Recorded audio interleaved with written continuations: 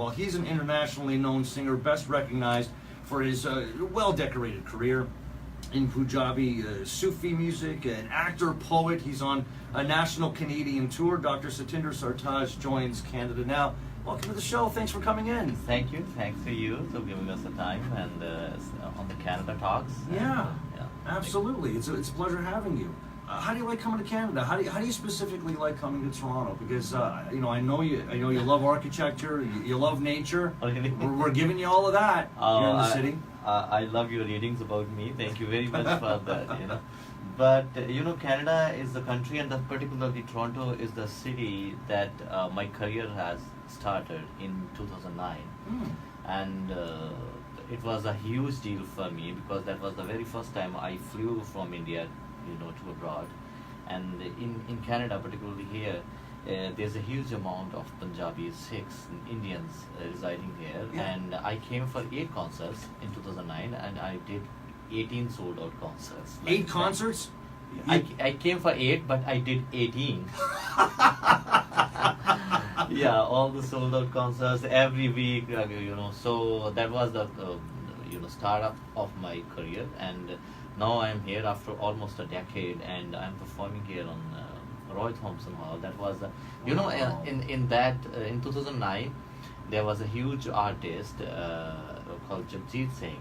He released my album, the very first album, in his concert in Roy Thompson Hall, and that's why that concert hall is so close to my heart. And today is a privilege, and I'm feeling so honored, like I'm performing as an artist in the same place. I'm glad that's not lost on you, because I know you've performed in some amazing places. You sold out Royal Albert Hall in 2014. Yeah. So for that not to be lost on you is quite a compliment to the venue and to the city and to the country as well. It is. So that's nice. So what's that feel like? And looking at that Royal Albert Hall, that sold out concert, was that a moment for you where, like, all right, I think I'm here now? I'm here now. Was that one of those moments for you? Yeah, obviously, yeah. Actually, because before that, some production department and the show organizers, they sent me the video of Adele. The very first time Adele performed in Royal Albert Hall, behind the scenes in the green room, and she was so nervous, and oh my God, I'm going to on the stage. And then I said, okay, this is a huge deal. then I went to the stage, and the entire Royal Albert Hall was screaming and clapping, and that was the most memorable moment for them. Oh, that's what an unbelievable feeling. If you could just bottle that. Yeah. You strike me as one that just loves to perform. Like, you love an audience. Yeah. Yeah. I'm a performer, basically. When you make me sit on the stage, that's the most happiest moment for me. But only then if the sound equipments are perfectly tuned. Yeah, well, of course. Well, I've seen footage of you perform, and I was watching you for a while, but the angle was such for the camera that I could see the crowd, and I was more watching the crowd. Okay. And they were glued on you. Oh. Like they were fixated. And do you even notice that, or are you so? Definitely. Do you? Yeah. I perform for people. Like, I talk to them on stage. Even the last concert we did in Vancouver, it was Queen Elizabeth Theatre in downtown Vancouver, and it was sold out. And it was 3.5 hours continuously without any break. And 3.5 hours? Yes, I love to perform like more and more. Sometimes in Indian mentality, if you say 7 p.m., they will come at 8 p.m. It's called Indian time. So for the latecomers, you're giving them somebody's worth. But if the time is 7 p.m., I will start on 7 p.m. so I can warm up by myself. I can sing my own songs for my own self. So yeah, I do recognize people, what they say, what they admire, what they don't. So these things makes me a performer, and that's what it is. Well, I think stage performance is only considered as a stage performance when you are considering the audience, what they want, what they are expecting, what they are admiring, what they their eyes, what their face is saying, like, okay, it's nice, this song is not nice. I said, okay, it's not nice, oh, let's cut it, let's add the next one, because I am what I am because of my audience. So, Sure. yeah. Sure. The feeling you get when you're on stage while you're performing is Is that something that okay? That's first and foremost for you, like recording, doing all the. We'll talk about some of the things that you're doing, but doing all the other things that's all well and good. But it's the performing that you live for.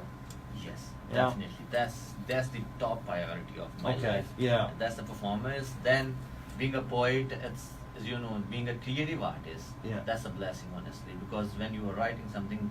Lately, I was flying from Delhi to London, and I saw Amy Winehouse documentary, Yeah. and I said, oh my God, she was like awesomely blessed, and she grabbed 6 Grammys in one take, and it's only because of her lyrics, because Back to Black and all those songs. Yeah.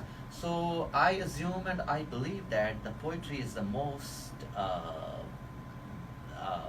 important and the most natural art. You cannot create it, you can only polish it. So Oh, that's, very that's, nice. that's what I believe. Yeah, and in meeting you, it makes more sense to me.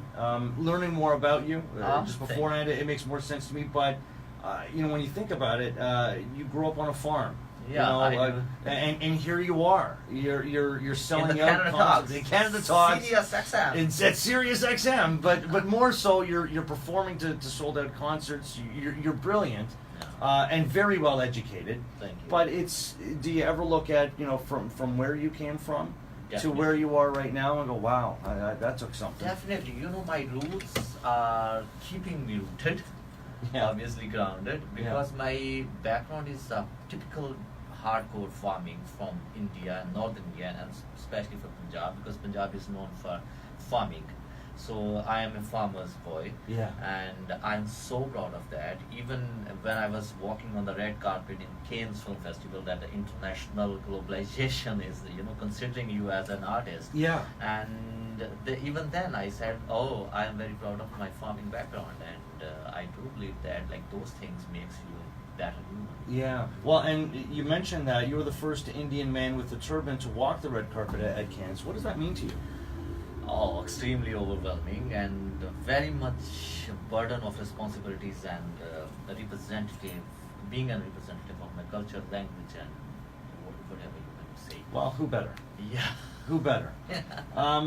Starring in the Cannes premiered film The Black Prince, how much did that Hollywood turn really raise your profile? Honestly, a huge amount of Yeah. recognition Yeah. to the entire civilization residing on this planet Earth. Yeah. Yeah, because people, when they see me with a brown skin and something in his head, and some, in France and some countries they do not know, like it's called turban, and they said, oh, something on your head, it looks gorgeous, and I said, oh my God, thank you very much. But yeah, it was a huge deal for me, and being to do a character of the most iconic and a figure of my history. He was the last king of my own land. It's called Maharaja of Punjab, the last Maharaja. He exiled to United Kingdom in his age of 10 and 12, and he was the first royal who was converted into Christianity from Sikhism, and that was the punch on the chest of the Sikhs and Punjabis and Indians, and that was the most iconic, you may say, figure and historical drama for us. But I'm so glad they choose me to portray the Maharaja, because they said your skin tone, your eyes, your height, and everything is very so close to when they choose actors and they need similar faces. And Sure. Yeah, I went to Brillstein Entertainment Partners, the same production house who produced 12 Years a Slave, the Oscar-worthy film with Brad Pitt, sir. Right. And yeah, and they said, we want you to portray this character. I said, oh my God, really? But I am not actor, obviously, because I'm a poet, composer, singer, performer, but I'm not actor. Yeah. They said, that's our job. If you agree, and we will make everything appropriately, Yeah. manage everything. And then I went to India back, and I went to Mumbai for acting school. Then I learned English, obviously, the Queen's English of 1850s. That accent of Victorian English. Yeah. And, it was so tough, but I did my 1000%, I may say, and it went well, and people admired my character. And the very first premiere of The Black Prince happened in the Thetford, Norfolk, Suffolk in England, the actual place of the Maharaja who he used to reside. Wow. And the majority of the people were, British, and only 4 or 5 people, me and director and some others are brown, and they were just glued. Okay, is this happened truly? Like, because they haven't known. And after that, when I was on the door and shaking hands, thank you very much for your time and admiration and all that, and they said, oh my God, we never got that. Some of women were crying. Oh, we feel very sorry, we did wrong to the Maharaja and all that. It was so overwhelming and so heart melting. Well, what a great opportunity for you. It was. That's great to be able to do that, but to get that kind of an education as well. And speaking of education, I mean, you hold a doctorate in Sufi music. I mean, most singers and performers aren't known for their education. You are. Yeah. In part, anyway. In part, anyway. Yes, I am. Was that something like, hey, if you're going to do this, if you're going to be in the creative world, you've got to have that education to back it up? Was that important to you? Honestly, actually, I don't think like you need education to being a creative artist. That's a blessing. Like it could happen to anyone, even a street beggar, even to a shopkeeper. Absolutely. But I Yes. mean, like, was it a choice for you to be like, no, I'm going to educate myself as much as I can too? that was my dream, to being a professor of music, to do a doctorate, to put a DR in front of your name, and all that. That was my destination, and I was teaching in the university for like 6 years, Yeah. and to the masters. But these things, these creative things, and being a performing artist, has happened just suddenly, and it's like Almighty is just showering so much on you. And then I took this as a career, and I quit for my professorship. Yeah, education did what to me is like to refine your as a human being, to well behave, to how to talk, how to walk, the kind of when you meet established people, when you meet elite, educated, and those kind of class people, then you learned a lot. That kind of things inherited me with my education, I presume. I mean, you talk about a solid performer, well educated as well, and obviously you've got so many tools in your tool belt with being able to act as well. And getting back to the Black Prince, we haven't even talked about the soundtrack, which featured you with Nelly Furtado, Tisha Campbell-Martin, and more. What about that experience with working with artists that perhaps you hadn't met before, you hadn't worked with before? I had a great, even when I was out of the studio, I was admiring, the country music poster. We have a lot of country music posters outside, yes. The second tour of Northern America, I was just passing Nashville, and my friend he said this is the musical capital of Northern America. I said okay, and he just played Alan Jackson's song "Small Town Southern Man." Yeah. And I said, this sounds so amazing, so soothing, even then peppy. Yeah. Then that was the first introduction of country music of America to me, and I said, okay, I want to do something like this. Yeah. So my guy from Los Angeles, Sammy, and he was just managing. Okay, we are trying some of American artists. Let's see what's happening. Who is country music? Who is pop music? Who is jazz? Sure. Who is rap? So this is how it happens, honestly. Yeah, well, that's great. Yeah. It's nice to see that you're like a fan of music. Yeah, I am. It's not just specific to any one genre, but you're a fan of music. No. Yeah. Music. Even if there's no word, I'm a poet, so the word preference for me it's a huge. But even then, sometimes I flew through Istanbul, Turkey, and if I have stayed for 1 hour or 2 hours, then I go to the shops and buy just only instrumental music of Turkish, I see. their own texture of their instruments. I love that. In India, when I travel in my car, majority of the time the Turkish instrumental music played in my car. Ah. Yeah. Wow. So you mentioned poetry. Is that your first love? It is. Yeah. It is, yes. That what you feel you're best at? Yeah. If someone is asking like, okay, would you prefer being a creative artist? I would say being a poet, then composer, then singer. All right. Yeah. All right. Well, Because creativity is the essence. Creativity is the most soulful and you may say the actual cost of the art is the poetry and the composition. Then anyone can perform that. You know, what I really admire about you as well is not just how many things you can do and do well, but that you've used your achievements for a lot of good. And part of your achievements include working with the United Nations to help raise funds for their fight against human trafficking. Yes. Yeah, I think that's remarkable. I mean, how did that all come about for you? For me, being a turban guy from northern India, being a Sikh, I believe in universal harmony. I believe in respect of every religion residing on this planet Earth. I believe in every color, language, costumes, foods.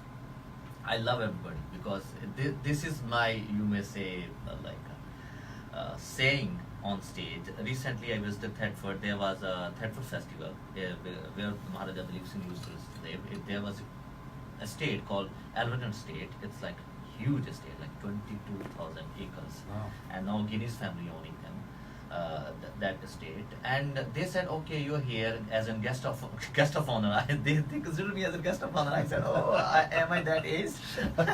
And then they said, okay, what is your one-liner to this Thetford festival? I said, let's believe in universal harmony. Let's respect every religion, and let's respect everybody. Let's love everybody, and they will, bounce back that love to you. Yeah. So yeah, this is how I maintain my articulate or being an artist and creative artist. Wow, we could use more of that. I mean, you got to work with the likes of Quincy Jones, President Jimmy Carter. Yeah. That's unbelievable. It is. You got to meet with them. Like, how much time did you get to spend with them? Majority of the time I'm on the flights. Like sometimes I'm touring Australia, then performing in Sydney, and then Auckland, and performing there, and then Los Angeles because there's only 8 hours drive. Flight. Yeah. Yeah. Majority of the time I'm on flights, and my creativity these days are happening only in flights. So I manage quite well. Yeah. Because I'm very precise and focused person. That's my belief. Yeah. That's I can say about me. But what about getting to spend time with like Quincy Jones and President Jimmy Carter? Like, did you get to? No, did you get to spend actually, time with them? no. We are actually connected with the same route and Yeah. same cause. Yeah. But there was a it's called gala dinner in Yeah. in New York, but I couldn't make it because I had a concert in Delhi, and yeah, that's how it happened. Otherwise, we would have been meet and talk. Well, yeah. that opportunity's got to come up again soon. Yeah, definitely. So you have a mini series coming soon? Is that happening? Yes, The Black Prince, because when we shot the film, it was like 3 hours and 30 minutes. And when we released the film, it was like 117 minutes only. So you got a lot left over.